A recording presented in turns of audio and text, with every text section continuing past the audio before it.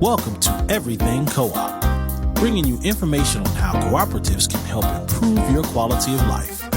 This show is being sponsored by the National Co-op Bank, NCB.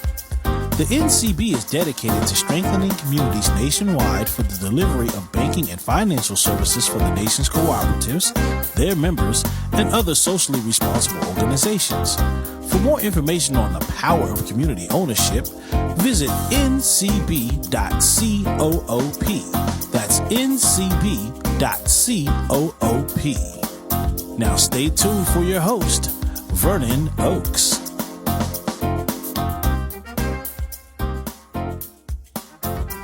Good morning, everybody. This is Vernon Oakes. Welcome to Everything Co-op. I'm your host. As America celebrates its 250th anniversary, many people are reflecting on our national political history. Today, we're asking a different question.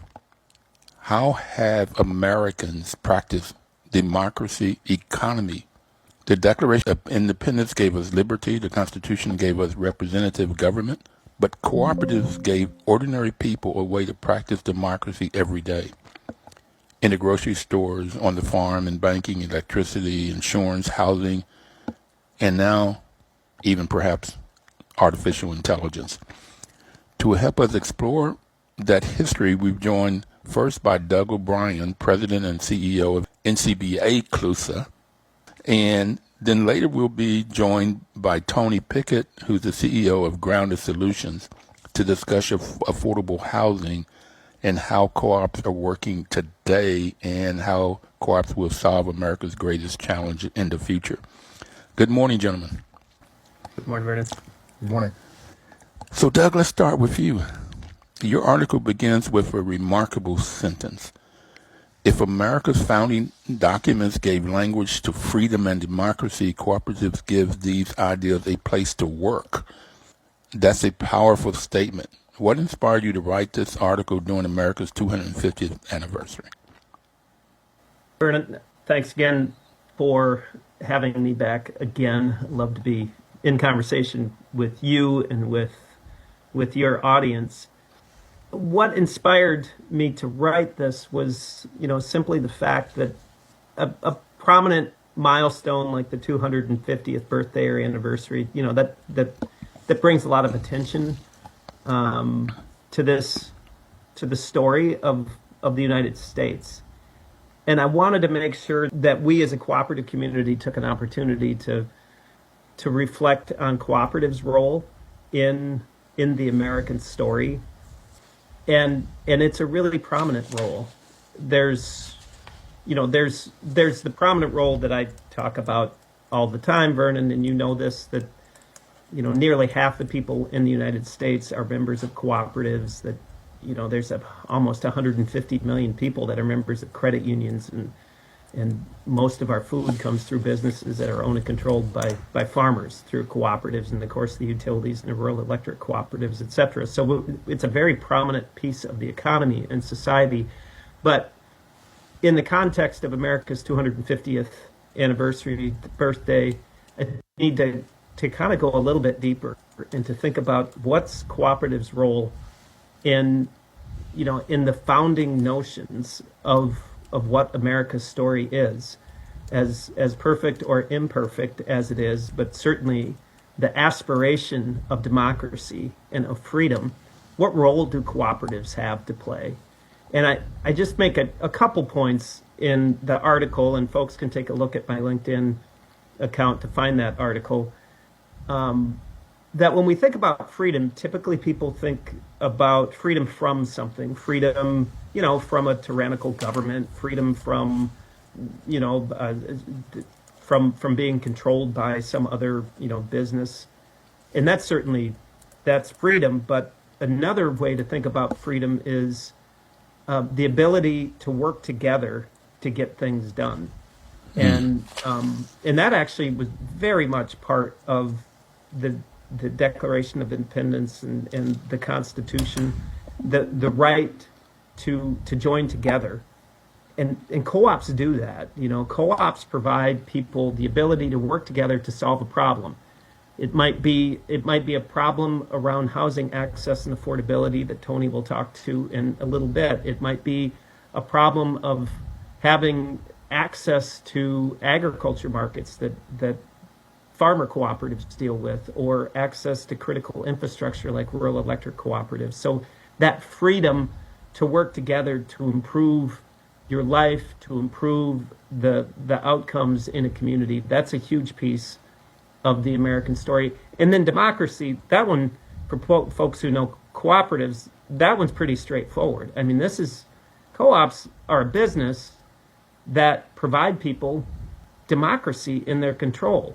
It's one person, one vote, voting on the governing board. And another point that I try to make in the article is that when people are active in their cooperatives, there is a spillover and a really virtuous cycle with their civic life. That once they learn those muscles of democratic institutions within the business, they can't unlearn that when they're dealing with their civic life. They will be more active, and there's literature and research on this, and we know this, that a lot of people that become active in their civic life, and that could be they become active in their local governments. It could be that they become active. I mean, there's a number of the great civil rights leaders that really learned a lot of their their organizing strategy in cooperatives, and there is that that virtuous cycle. So that's just a couple things when we think about how cooperatives have played a fundamental role in the American story, beyond the important role in the economy, but actually, building those muscles of democracy and freedom. It's interesting you bring up the civil rights leaders. The one story, well, there's all kinds of stories, but Ella Jo Baker. Ella Jo Baker joined NCBA. It was called CLUSA at that time. Mm-hmm. And she went through the training. She learned how to organize people. And then she took that training to the civil rights movement. So, that's a great example of co-ops and the civil rights movement, sort of directly. Yeah. Mm-hmm. But you can, almost every civil rights leader, including Martin Luther King, wanted to have more co-ops in the African American community. Mm-hmm. Most Americans celebrate 4th of July politically. You suggest we should also celebrate economically. Why? Mm-hmm. Well, I don't think we can divorce our political or civic life from our economic life. I mean, the choices that we make in how we engage with businesses, and that can be owning and controlling a business as a member of a cooperative, or it can be making sure of purchasing goods that are from cooperatives. For instance, I'm a member of the Tacoma Park Silver Spring Food Cooperative, and I have the opportunity to buy coffee from Equal Exchange, which is a worker cooperative that purchases their coffee from farmer cooperatives all over the world. Excuse me, Doug. Excuse me, Doug. I'm sorry. You mentioned Equal Exchange. You got to talk about their chocolates. Okay. Okay. They have coffee, and I buy their chocolate too. You're right. Yeah, absolutely. And I'm drinking their tea right now. Okay, that's my tea. Out of your shared capital cooperative mug, I just thought I could camera there. Very good. All right. I'm sorry. Go ahead. No, that's okay. So we have an opportunity to participate in the economy and to support institutions, and in this case, business institutions that provide people more control over their businesses, and that ensure that the people who are members of those cooperatives get better returns. The profits, when there are profits, they don't leak out. They stay in the community because all those profits go back to the members. And and we have an opportunity to support those types of institutions on July 4th and every day throughout the year. So you just mentioned the second principle, democratic member control, one member, one vote. How has this voting in a cooperative different from just being a customer? Yeah, well, it's different in a lot of really important ways. I mentioned, so I'm a member of the Tacoma Park Silver Spring Food Co-op I just mentioned. I do my banking at Sky Point Federal Credit Union based in Montgomery County. And I have an opportunity every year to vote on the board for those, 7 or 9 people that are members of the board of these two businesses. They decide who the general manager or the CEO, who the main executive is, and they set the strategy and the goals for those businesses. And that strategy, for instance, in the credit union I'm a member of, Sky Point Federal Credit Union, part of their strategy is to make sure to serve parts of the community that are underbanked, people that don't have access to banking or very limited access. So that informs what they do every day in terms of making sure that different communities, immigrant communities and others, have the ability to get affordable, consumer finance. That's a huge thing. Now, I get to vote for people on the board who set that strategy. In other banks, whether it's Wells Fargo or Citibank or whatever, I have no say whatsoever on what that strategy is. And furthermore, when Sky Point Federal Credit Union is doing a really good job at their work and they're very efficient at it, and so that there are essentially some margins on their business, those margins are plowed back into the credit union so that when I borrow money, I can borrow it for a lower interest rate. Or when I save money, I get a higher interest rate relative to non-cooperatives. In that literature, the American Credit Unions Association, they do a fantastic job of showing that's there. I mean, billions of dollars that consumers are able to keep in their household as opposed to it bleeding out to outside investors. So, Doug, in 1989, I started teaching at Howard University. And I taught there for 5 years. And I joined their credit union. And I would get the notices about voting, but I didn't know anything about co-ops at that point. Okay. They had a rule that once you left there, you had to leave the co-op, which I was disappointed with. But I went to work at GW. I taught at GW only 1 year, and I joined NIH Federal Credit Union. That's who served George Washington University. And I've been a member of NIH ever since then, their credit union. Now, I joined it not knowing I could vote, not knowing any of that. I joined it because you got better terms on car loans, returns on your investments. I found them friendlier if you went into the bank and wanted a loan. I didn't feel like I had to beg for the loan or something like that. So I just like credit unions, and the services that they provide is what drew me to credit unions. I didn't learn about co-ops until I started managing housing co-ops in 93, 94. Well, probably not until 95 that I started learning about what a co-op is. So, I joined credit unions because of the quality of their services. But let's go to Benjamin Franklin. You discussed in the article Benjamin Franklin's Philadelphia contributorship. And many people probably don't realize cooperative thinking actually predates the Declaration of Independence. Can you tell us that story? Yeah, so Benjamin Franklin is actually a member of the Cooperative Hall of Fame that is supported by the Cooperative Development Foundation, which NCBA and CDF are sister organizations. And Benjamin Franklin was inducted in the Hall of Fame because we looked at him as one of the early, if not, the earliest cooperator in the continental, United States at that time, not the United States, but the colonies. And Franklin, what he was doing, he was such an innovator and an entrepreneur. And he saw an opportunity for people to come together to deal with a critical problem that they were facing, and that was the risk of fire in Philadelphia. At that time, it was not common to have community fire service, whether that's volunteer or municipal. And so people were kind of left, they were left on their own.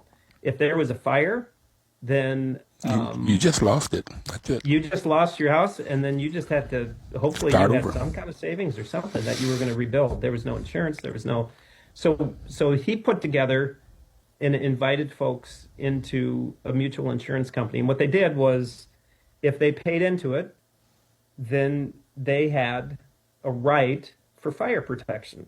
So that if there was a fire, they had a fire wagon, and there was a staff. I don't know if it was a paid staff or volunteer. And if there was a fire, and there was actually an emblem outside the house, if you were a member of that mutual insurance company, so that the firefighters would know that this is a place with priority. I need to show up and save that house. That was one part of it. Another part of it was, if the house did burn down, there was some resources there for people to rebuild. And because everybody came together, that risk management strategy, it worked. And it was because people came together to solve a critical problem, which that is absolutely one of the common themes across the 250 plus years that cooperatives are used for. People come together, they solve a problem, and Ben Franklin's one of those. So there's, and I'm just going to name check the Hall of Fame once again. If folks want to, if you're ever looking for some inspiring stories, there are a plethora of people who have stepped forward to lead and to invest their own social capital in coming together to solve these problems. And I'm actually on the radio with one of them right now, and his name is Vernon Oakes. So he's one of my heroes. So a couple of years ago, I was inducted into the Co-op Hall of Fame, and that was one of the highlights of my life, Doug. Heroes.coop, you can go to the webpage heroes.coop and look at those lives and videos of Hall of Famers. So, but you talk about this Franklin story as you call it organized self-help. Now, the first value of cooperation is self-help, which I find it interesting. It goes from self-help, individual, self-responsibility, then democracy, equality, equity, and solidarity. So solidarity, working together collectively, is the sixth one of the first principles. So why do you call this experience with Franklin organized self-help? Yeah, I love that you're pointing out the values, the shared cooperative values. A lot of folks know the seven principles. For many people, there's 8 cooperative principles. Not as many know the shared cooperative values, and you just named them, Vernon. And one of those is self-help. Sometimes it's referred to as mutual self-help. Sometimes just self-help. Here you said organized self-help, and that's, I mean, something really important about cooperatives is they're not philanthropy. They're not a nonprofit. They are there to serve the members. And cooperatives provide the ability for members to help themselves and to help others in ways that otherwise just would not be possible.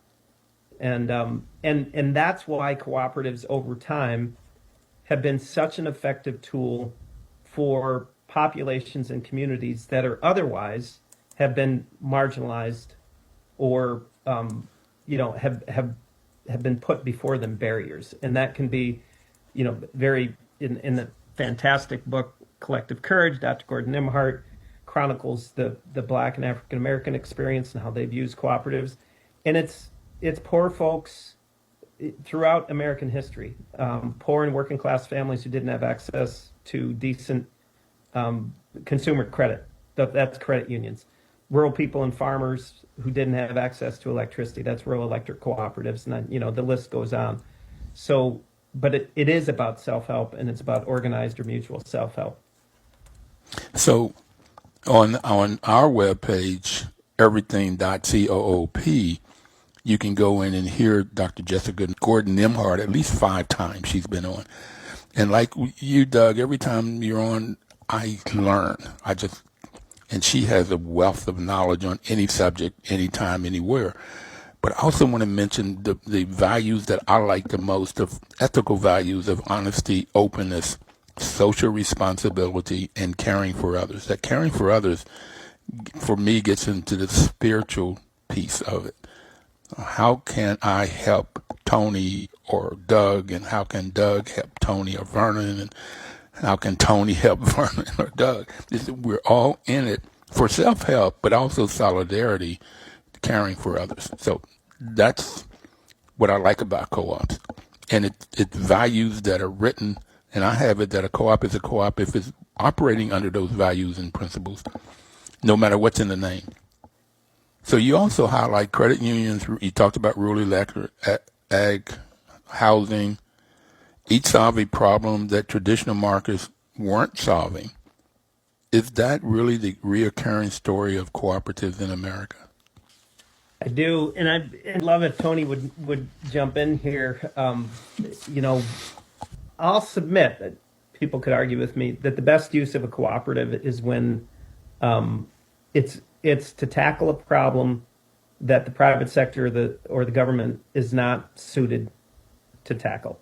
I mean, that's when cooperatives really thrive. And today, I'm going to start pointing forward. Like, well, what about cooperatives in the future?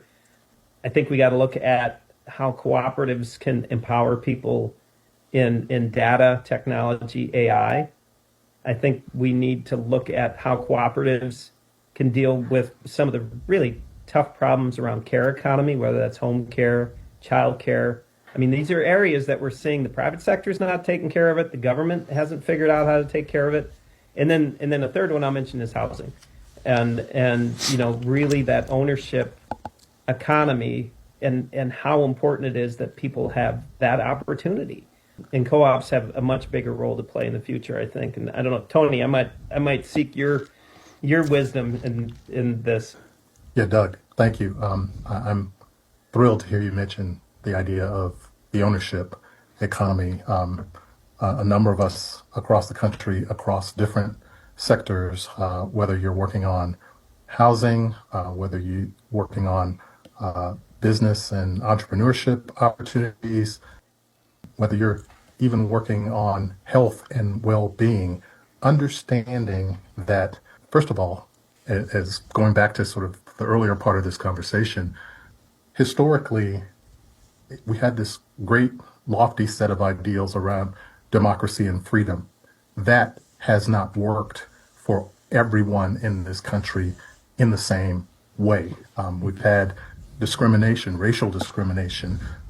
We have income inequality that stems from some of the past history of racial discrimination and segregation. We have that shameful legacy of enslavement of Africans brought to this country for free labor. So sort of writing some of that negative history and the implications thereof is going to require, as you very eloquently named it, some kind of cooperative, collective effort. All of us saying, first of all, you and Vernon said it very nicely, we have to care about each other. We have to care about each other's well-being, outcomes, empathy. That has to be a part of the equation. But how do we achieve that? Everybody has all these different priorities and goals.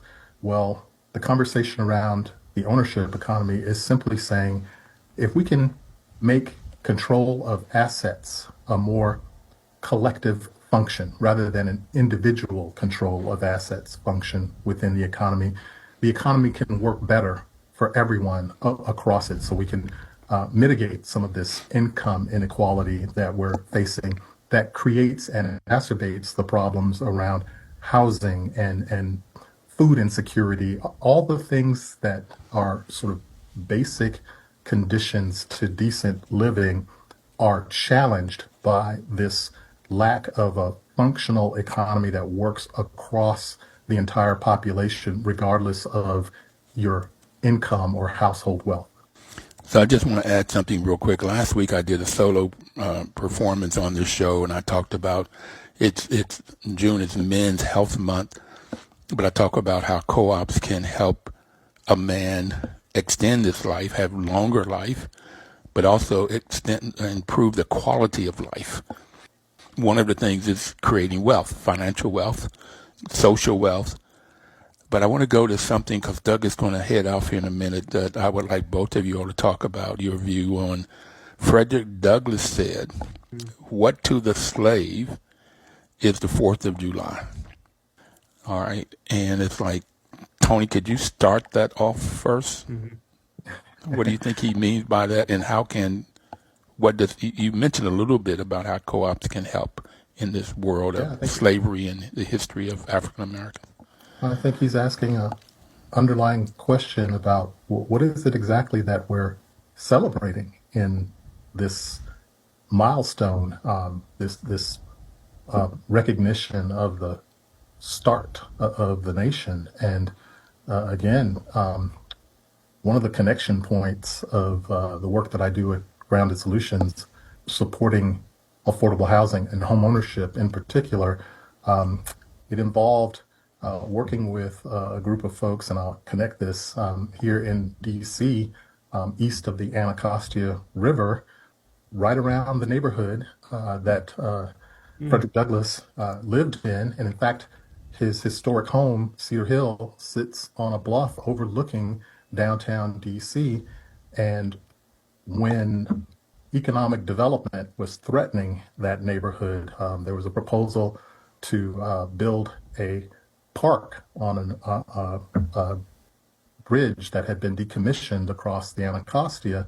And people realized living in that neighborhood that the value of property was going to rise. They were going to be displaced. They needed a way to mitigate that.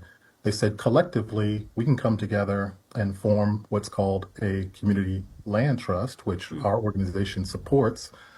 This is a nonprofit that is going to acquire property and protect it permanently as affordable housing opportunities for residents who live there. This is a grassroots effort saying we need a community land trust to protect ourselves from the displacement that's going to be caused from this bridge.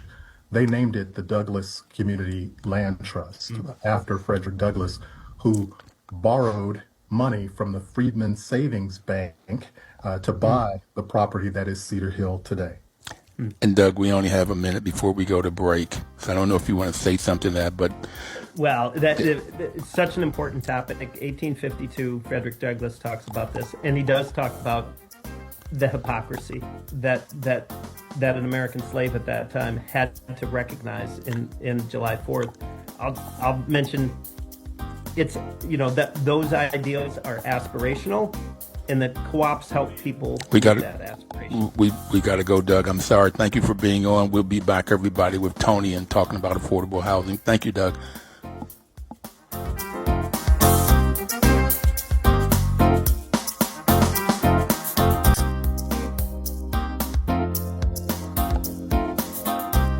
Welcome back, everybody. This is Vernon Oaks, and the program is Everything Co-op. We've just been talking to Doug O'Brien from NCBA CLUSA, talking about the 250th anniversary of America and the role that co-ops have played and can play. And Doug was talking about how co-ops help to solve a problem. And one of the greatest challenges facing America today is affordable housing. And so our next guest, Tony, who's talked a little bit, Pickett, he's the CEO of Grounded Solutions Network. Grounded Solutions works across the country helping communities create permanently affordable home ownership through community land trust, shared equity housing, innovative finance, and public policy. Under Tony's leadership, the organization has launched initiatives such as Home for the Future, ForEveryoneHome, and the Catalytic Land Cohort to preserve affordable housing opportunities. Tony, welcome again. Thank you for having me, Vernon. Thank you for being on, sir, and being very patient while I talked to Doug, and for your contributions in that first half. But for people that's not familiar with Grounded Solutions, tell us about your organization. What problems are you solving?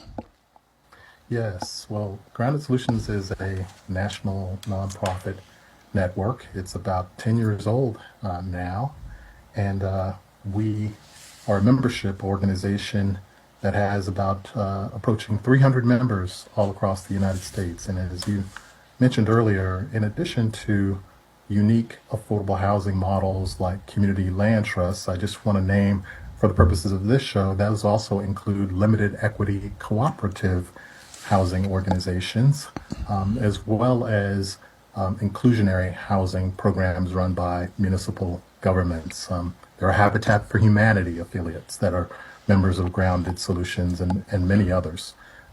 We are really focused on extending the affordability of housing whenever possible to be permanent in order to protect and preserve the investment of time, money, just human effort in creating affordability that should not be ever lost to the market. So we consider ourselves an integral part of solving the ongoing housing crisis that the country finds itself in. When we look at the numbers, the Joint Center for Housing Studies at Harvard University most recently says that it's approaching 4 million households across the country really are struggling to pay the basic cost of their housing. And that should not be the case in a country as wealthy, so to speak, as the United States. You know, I would think it was higher than that. When you look at homelessness, you look at people that one of the numbers, one of the metrics is how much of your income goes toward your housing. And HUD says it should be about 33%. But some places like California, New York, it may be 50, 60% of your income housing costs. So I would think it's more than 4 million people that are having difficulty, particularly with that ratio of how much money do I have to spend for housing compared to the amount of money coming into the home. So I get that's a huge number, but I would think it would be higher. But anyway. Yeah, well, I think it's also this thing of we're looking at this data retroactively, so it's not whatever it is at this exact moment. There's some time that has elapsed while they collect that data. That's one thing. The other part of this is we know, and again, I mentioned it earlier in my comments, because of income inequality, it is becoming ever harder for working class people to pay the cost of housing in this country. So to your point, if you, for instance, are a new college graduate getting your first job, you're likely going to be struggling to pay either the rent or it's inconceivable almost to actually think about buying a home, whether it's a condominium, whether it's a single family home, whether it's a townhome. Well, I do remember some stats that talked about how long after college before one could save up, particularly if they didn't have generational wealth where their parents were giving them the down payment. How long would it take for them to get the down payment so they could get into it, buy into the home, and get the income so they can pay for the mortgage? So yeah, it gets tougher and tougher. And yeah, Vernon, there's virtually, in the earlier part of our discussion, there was this mention about relying on co-ops and other types of models to solve problems that government and the private market cannot solve. Well, right now, there are virtually no starter homes, that term that we used to have, where that was kind of the entry level to homeownership for young adults. There are no such things as starter homes anymore in this country. In fact, I saw some data the other day that says, in particularly the high cost markets like San Francisco, California, and other places, the entry level is over $1 million in cost to actually buy a home. There's no starter home for a working class young family anymore in the country. Yes. Yeah, that's the problem we have to solve for. So what do you mean by shared equity housing? When you have a starter home or a home, you own the equity, the individual does. What is shared equity housing? Yes, we use that term shared equity as an umbrella term. So it encompasses such things as community land trusts, the limited equity co-ops that I mentioned earlier and other models. But what it's essentially doing is it is imposing a resale restriction on the price of a home. So, say for instance, you subsidize a home to be affordable to a family. When they decide that they're going to sell that same home, you are going to restrict the amount of equity that they take out of the home and actually keep the majority of the equity in the home to make it affordable for another family. So we're basically keeping the same home affordable over time. And there's a lot of debate sometimes and misperception around this shared equity arrangement, saying it could be perceived of as predatory. Well, our data and research dispels some of that because in our research over the last 30 years, looking at a sample of about 4,000 shared equity homes across the United States that are stewarded and resold by our member organizations, what that shows is the average investment that a family made in purchasing one of those shared equity homes was about $1,800 of their own money. They also got some subsidies and other things that they don't get to take out, but their contribution was $1,800. After about, on average, a 5 to 7 year period, 60% of those families sold those homes, and the average return, the average, not the top, but the average, was $14,000. $1,800 in, 5 to 7 years later, $14,000. And again, 60% of them sold, and those that sold went on to purchase an unsubsidized home on the open market. Now, this is some years ago, so today, $14,000 isn't going to get you that, but the equity that builds up continues to increase over time. So just as the market moves, this has been moving as well. But again, the shared equity part is you're agreeing up front that you're not going to be able to take out all of the equity that you gain in the home over time. Some of that is staying to make it affordable for another family. So we get back to this idea of some collective cooperative benefit for the broader community when these investments are made. All right, I got to go back to this number because I'm not sure I understand what you just said. I heard you. So what I heard you say was that some of these shared equity homes, a person would put $1,800 in, average $1,800 in. Yes. And when they sold it, they got out after 5 to 7 years, $14,000. That's right. Wow. The home increased in value. If they didn't have the shared equity arrangement, they would have gotten more than the $14,000. But the shared equity arrangement, usually it's a formula, and it can be pegged to the cost of living increase or some other economic indicator.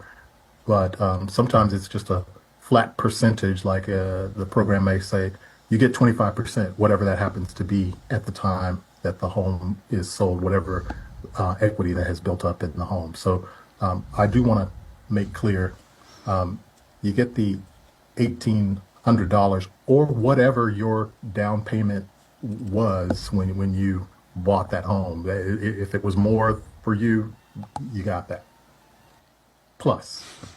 So there's something called a limited equity housing cooperative, and I mentioned earlier I started doing managing of limited equity housing co-ops in D.C., and that's where I learned about co-ops in about 1995, 94, 95. And I didn't like them at first. I had a white guy explain it to me, and it sounded like to me, because the limited equity housing co-ops that I were managing were run and controlled by black folk, mainly black women. And I thought it was white folks saying to black people, we're going to limit the amount of equity you can get. Okay? That's the way I defined that in my head. Later on, with research that I had done and studies and so forth, it was a limited equity housing co-op is so much better than the alternative housing that they could have gotten. The alternative housing would be no housing, homelessness, or some kind of a apartment. Normally those, when folks don't make much money, have lots of needs. Okay, maybe a slum landlord, maybe.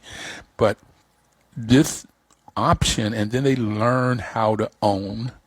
They learn how to make decisions. This is what caused me to really like limited equity housing co-ops. And these black women were making great decisions, and they didn't go get an MBA like I had. They had that fifth principle of cooperation: training, education, and information. So they were always going to training, always learning, and then they made great decisions. So that's what first caused me to love co-ops. You call it shared equity housing because there's all kinds of things that come under it. But that was my first example of it. But the only number I had heard of was like 7% return on that $1,800. Well, I haven't figured this out because I don't know if it's 5 or 7 years, but that's a lot bigger than 7%. Yes. Okay. That's a lot bigger. And it wasn't just us sort of figuring that out on our own based on the data that we've collected. We did that study that this is based on in partnership with the Lincoln Institute for Land Policy in Cambridge, Massachusetts. So it has some credibility behind it beyond just our own number crunching. Vernon, one thing I also want to say about the limited equity cooperative model, one of the hurdles that low-income families often encounter is qualifying for a home mortgage. Amen. In the limited equity co-op model, you're mitigating that because the individual doesn't always have to apply for and qualify for an individual mortgage. The co-op entity itself collectively takes care of that. So the co-op entity can qualify for that mortgage and alleviate this hurdle that low-income families often encounter in terms of having to justify how much income they have versus their expenses if they've got college loan debt, and we can work around all of that more effectively with the limited equity cooperative model. So I told you I managed them, and so part of that management was taking in new applications, and that was one of the things I learned why I liked them too, is because it was almost the same as renting. It was almost the same application, yes, almost the same process. Okay, do you have enough to pay the rent? I put that in quote because it's normally called co-op fee. And if you did, then you can come in. And a lot of co-ops would not use hospital bills or student loans. Those were the two main things that would cause someone to have bad credit. So looking at that credit score, the co-op could have policies that could give people grace. Okay. That's right. Okay. And get them in and help with how do you get a better credit score? How do you save some money so you can then go out and buy on your own if that's what you choose? A lot of people chose to stay in the co-op because of the community and people working together and helping each other. So you mentioned community land trust. What is that?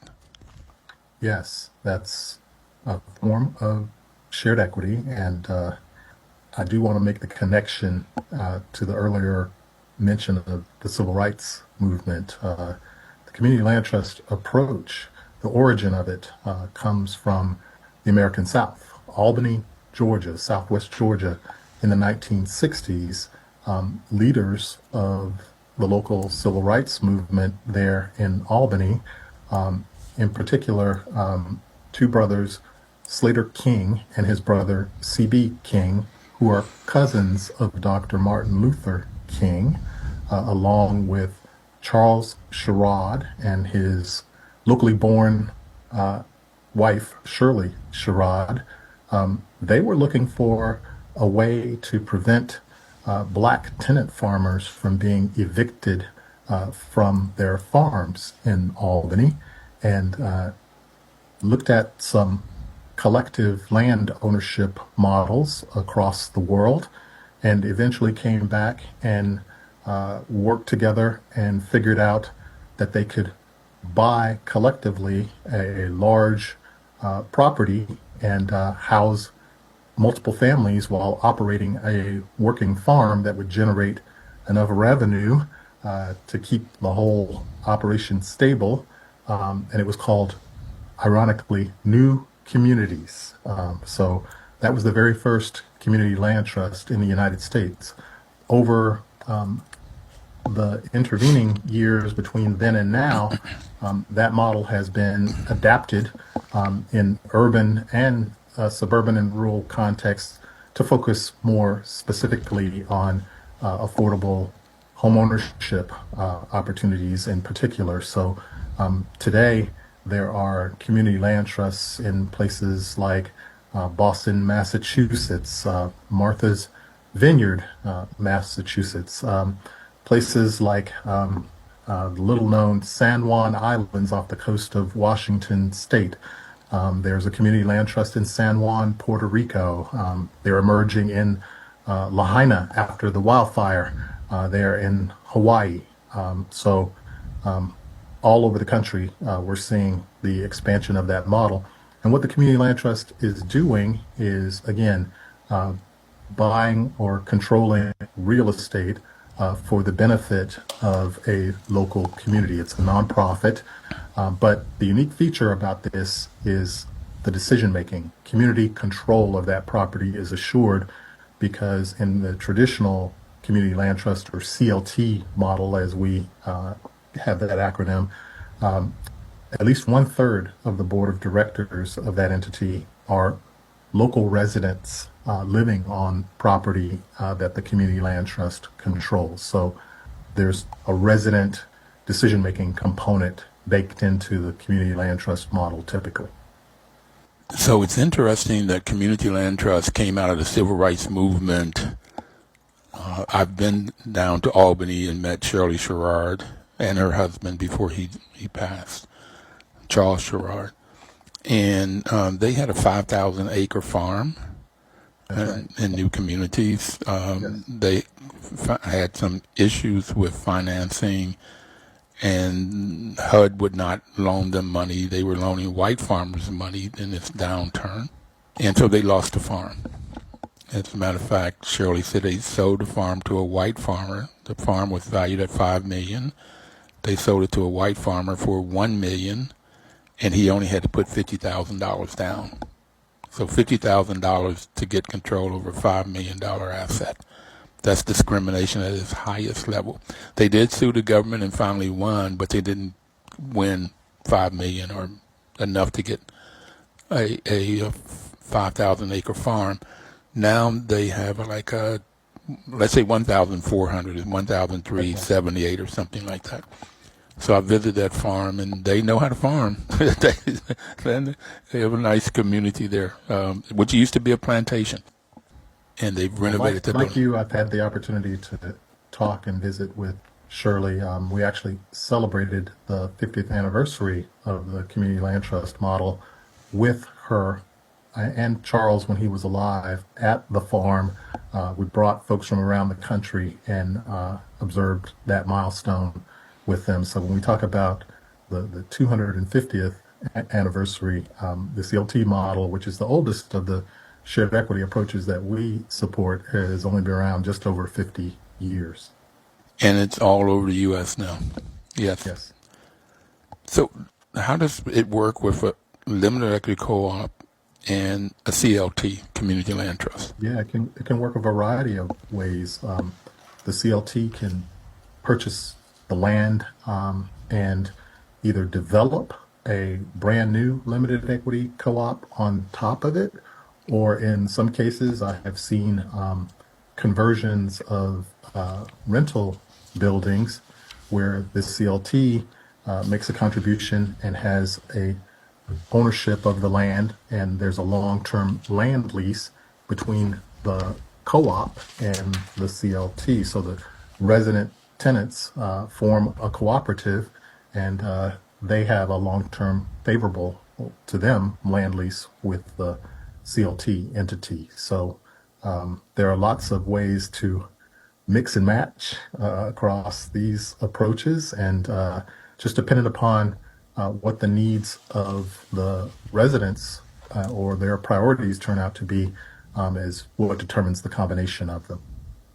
But all of it ultimately is aiming to reduce the overall cost of the housing and improve the quality of it. Improve the quality of the house. Now, how is housing also helps with this racial wealth, this gap? Yes. How can community land trusts help close the wealth gap while still keeping homes affordable in the future for future generations? Yeah, again, the racial wealth gap, the value of a home, if you own it, is part of the assets of the household. So if you buy a $200,000 home and then 15 years later, that home is valued at, let's say, just to make it up, $800,000. Wow. Okay. The 600,000, that's the equity that's built up in the home, but that's your equity there. Even if you're only going to get a share of that equity if you sell, that still puts you well ahead of where you started. Well, in that example, though, I said, wow, because it went up 4 times in value from 200,000 to 800,000 in 15 years. But that's what we've seen in Washington, D.C., and Los Angeles, San Francisco, New York, Chicago. That's the kind of numbers we have seen, and they're still going up. They're not haven't stopped. So that is real. But how, if you're in a limited equity housing co-op, you've already explained you may not get that whole 800 because there's a formula that tells how much equity you can pull out. But how, in a community land trust, how do you get the share of the equity? Well, again, the community land trust functions similar to what I was describing between the land trust and the cooperative. But in the case of an individual, you buy a home. The community land trust owns the land underneath the home. That's a further discount to you in buying the home. You don't have to pay for the land in addition to the structure. You buy the structure with often a mortgage loan. So you're not, if the house costs $200,000, you're not paying $200,000 of your own money. You're only putting in enough down payment to qualify for the mortgage to buy that home. If you decide to sell it, you're going to retire whatever's left on your mortgage. Depends on how long you stay there, what that is. But then again, there's a resale formula baked into the ground lease between you and the land trust that says what share of equity you receive. And that's often projected in terms of modeling before you even buy the home to show you how it operates over time, depending upon the fluctuating value of the home. So it's illustrated very clearly for a buyer upfront, kind of what their share is and how that's an increase over whatever their down payment was that they put in with their own money. So we just mentioned those hot markets, a tremendous growth. But I grew up in Bluefield, West Virginia, and the market has not grown like that. Sometimes it's even gone down, housing costs. But suppose you're talking to a mayor, whether it's rural or urban. What advice would you give cities wanting to create permanent, affordable housing? I would say there's a couple things, Vernon. You mentioned sort of this down market scenario. Those are atypical. They happen, but they're not the typical. Even they happen for brief periods of time relative to the overall market, and the recovery is usually more rapid than the downturn and more extended than the downturn. We had the great mortgage crisis, and where we saw people being foreclosed on across the country. I just want to point out again, the data that we collected and others says that for shared equity properties, the foreclosure crisis, that didn't happen to shared equity homeowners, Right. because the community land trusts were backstopping those folks. And in most community land trust transactions, the land trust has the ability to step in and cure any default by the homeowner. So the mortgage lender is actually incentivized to work with community land trust and their homeowners in that regard. I would also point out that to mayors and government officials, this is the best investment of public resources. You're preserving it over time better than the market will ever do. I think that's where we're going to stop. This is the best investment to mayors. And today we've heard two stories. Doug O'Brien reminded us that democracy is not simply something we vote for every few years. And Tony has showed us one practical example of what principle through permanently affordable housing. So everybody out there, look for a co-op. Join a community land trust or start one. Help with this real major problem in America today. And we'll see you next Thursday. Please live cooperatively.